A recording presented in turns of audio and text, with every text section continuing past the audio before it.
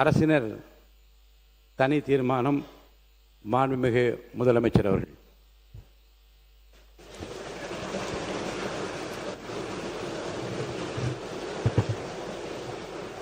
மாண்புமிகு பேரவைத் தலைவர் அவர்களே, மொழி எப்பவும் தொடர்புக்கான ஒன்று தான், இல்லைன்னு யாரும் மறுக்கவே முடியாது.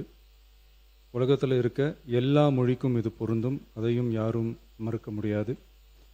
ஆனால் நம்ம தமிழ் வெறும் மொழி மட்டுமல்ல, பேசினா வர்ற ஓசை மட்டுமல்ல, திரும்பவும் சொல்கிறேன், தமிழ் ஒரு மொழி மட்டுமில்லை, அது நம்ம உயிர், அது நம்ம உணர்வு.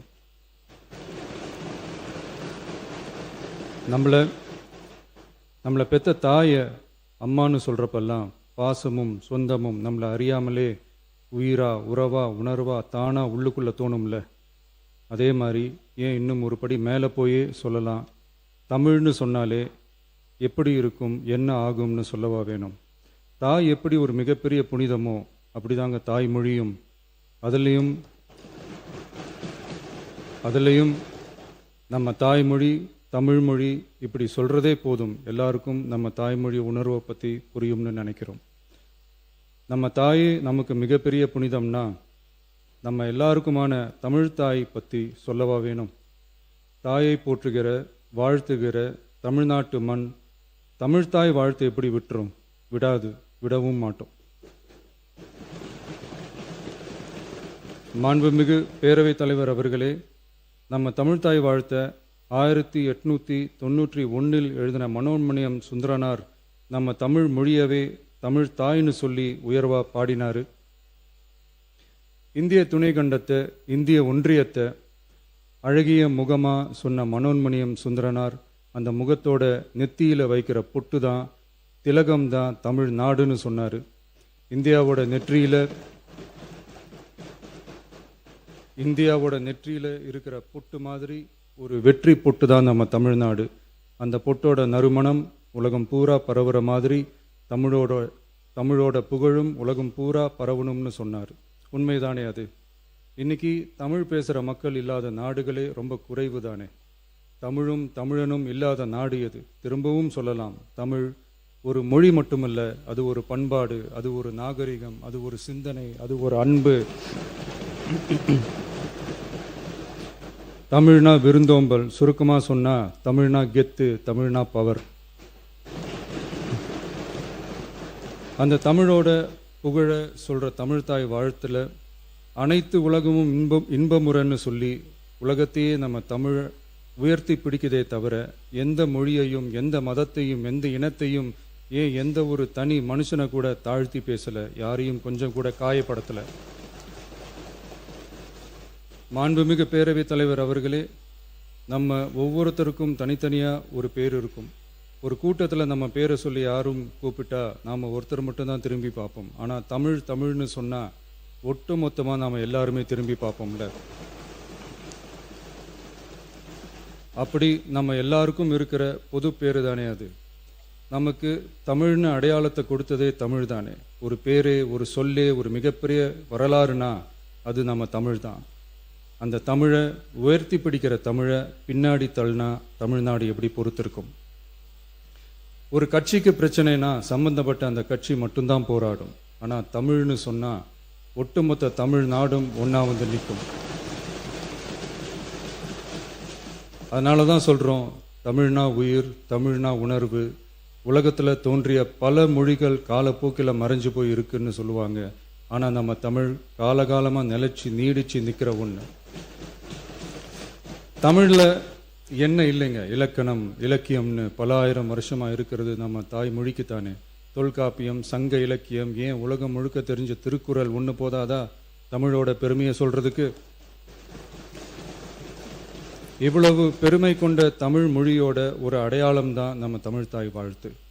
ஒட்டுமொத்த இந்தியாவோட பன்முகத்தன்மையை உயர்த்தி பேசுகிற தமிழ்தாய் வாழ்த்து நம்ம ஊரில், நம்ம தமிழ்நாட்டில் முதல் இடத்துல தான் இருக்கணும். நம்ம இந்திய அரசியல் சாசனமே ஒவ்வொரு மாநிலத்தோட மொழிக்கும் பண்பாட்டுக்கும் பாரம்பரியத்துக்கும் பாதுகாப்பு உரிமையை கொடுத்துருக்கு தானே. அந்த உரிமையின் அடிப்படையில் தமிழ்தாய் வாழ்த்துக்கு முதலிடம் கொடுத்து தானே ஆகணும். அதானே மாநில உரிமை. அப்படிப்பட்ட தமிழ்த்தாய் வாழ்த்து தான் 1970 நவம்பர் 23 முதல் அரசு விழாக்களில் முதல்ல பாடணும்னு சொல்லி ஒரு அரசாணையை போட்டு அந்த செயல்பாட்டுக்கு வந்துச்சு. அதுக்கப்புறம் 2021 டிசம்பர் 17 முதல் மாநில பாடலா அங்கீகாரம் வழங்கப்பட்டுச்சு. அனைத்து கல்வி நிறுவனங்கள், பல்கலைக்கழகங்கள், அரசு அலுவலகங்கள், பொதுத்துறை நிறுவனங்கள் உள்ளிட்ட பொது அமைப்புகளோட நிகழ்ச்சிகளில் தமிழ்த்தாய் வாழ்த்து கட்டாயம் பாடப்படணும்னு அரசாணையும் இருக்கு. 2026 ஜனவரி மாதம் 28 ஒன்றிய அரசோட கடிதத்தில் அரசு விழாக்களில் பின்பற்ற வேண்டிய சில நடைமுறைகள் வெளியிடப்பட்டது. அந்த ஆணையில் மாநில பாடல் பற்றி எந்த வழிமுறையும் இல்லாமல் இருந்துச்சு. நம்ம அரசு பொறுப்பேற்றதும் கடந்த மே மாதம் 27 மாண்புமிகு பிரதமர் அவர்களுக்கு மாநில பாடல்களுக்கு உரிய அங்கீகாரம் வேண்டும்னும், ஒன்றிய அரசு வெளியிட்ட ஆணைக்கு திருத்தம் வெளியிடணும்னும், மாநில விழாக்களில் தமிழ்த்தாய் வாழ்த்த முதல்ல பாடுறதுக்கான உரிய வழிமுறைகளை வகுக்க வேண்டும்னு சொல்லி கடிதம் எழுதியிருந்தோம். அதை தொடர்ந்து போன ஜூலை மாதம் 9 கடிதத்தில் மாநில பாடல் பாடப்படுவது பற்றி இருந்துச்சு. ஆனால் நம்ம தமிழ்நாட்டில் 1970களில் இருந்து தமிழ்த்தாய் வாழ்த்து எல்லா அரசு நிகழ்ச்சிகள்லையும் கல்வி நிறுவனங்கள்லையும் தமிழ்த்தாய் வாழ்த்து முதல்ல பாடுறது ஒரு மரபாவே இருக்கு. அதுக்கான அரசாணையும் இருக்கு. மாண்புமிகு பேரவைத் தலைவர் அவர்களே, தமிழ் நமது உயிர் மூச்சு, தமிழ் மொழி நமது அடையாளம், தமிழ் பண்பாடு நமது பெருமை. அதனால தமிழ்த்தாய் வாழ்த்தின் மரியாதையை பாதுகாப்பதில் தமிழக வெற்றிக் கழக அரசு ஒருபோதும் சமரசம் செய்யவே செய்யாது. தமிழ்த்தாய் வாழ்த்தை முதலில் பாடுவது அரசியல் அமைப்பிற்கும் இந்திய ஒற்றுமைக்கும் எதிரானதில்லை, மாறா வேற்றுமையில் ஒற்றுமைன்ற இந்தியாவோட உயர்ந்த கொள்கையை வெளிப்படுத்துறது. மேலும் தமிழ்த்தாய் வாழ்த்தை முதல்ல பாடணும்னு சொல்றது அரசியல் சம்பந்தமான விவாதமா மாறணுங்கிற அவசியமே இல்லை. இது தமிழர்களின் பொது அடையாளம். நம்மை வேறுபடுத்துவதல்ல, ஒன்றிணைப்பது. மாண்புமிகு பேரவைத் தலைவர் அவர்களே, தமிழ்த்தாய் வாழ்த்தின் கண்ணியத்தையும் தமிழின் தொன்மையையும் தமிழர் பண்பாட்டின் பெருமையையும் பாதுகாக்கும் இந்த உயரிய பணியில் இந்த சட்டமன்ற பேரவையில் உள்ள அனைத்து உறுப்பினர்களும் கட்சி வேறுபாடுகளை மறந்து ஒன்றிணைந்து அனைத்து கல்வி நிறுவனங்கள், பல்கலைக்கழகங்கள், அரசு அலுவலகங்கள், பொதுத்துறை நிறுவனங்கள் உள்ளிட்ட பொது அமைப்புகளின் நிகழ்ச்சிகளிலும் தமிழ்த்தாய் வாழ்த்து கட்டாயமாக முதலில் பாடப்பட வேண்டும் என்று கொண்டுவரப்படும் இந்த தீர்மானத்திற்கு அனைவரும் ஆதரவு வழங்க வேண்டும் என கேட்டுக்கொள்கிறேன். தமிழ்த்தாய் வாழ்த்து தொடர்பான அரசினர் தீர்மானம்.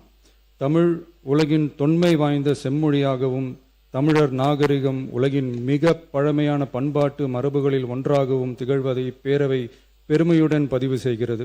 மனோன்மணியம் சுந்தரனார் அவர்களால் 1891 எழுதப்பட்ட மனோன்மணியம் என்ற நாடக நூலின் பாயிரத்திலிருந்து எடுக்கப்பட்ட தமிழ்த்தாய் வாழ்த்து 1970 நவம்பர் 23 முதல் அரசு விழாக்களில் முதலில் பாடப்பட வேண்டும் என அரசாணை வெளியிடப்பட்டு செயல்பாட்டுக்கு வந்துள்ளது.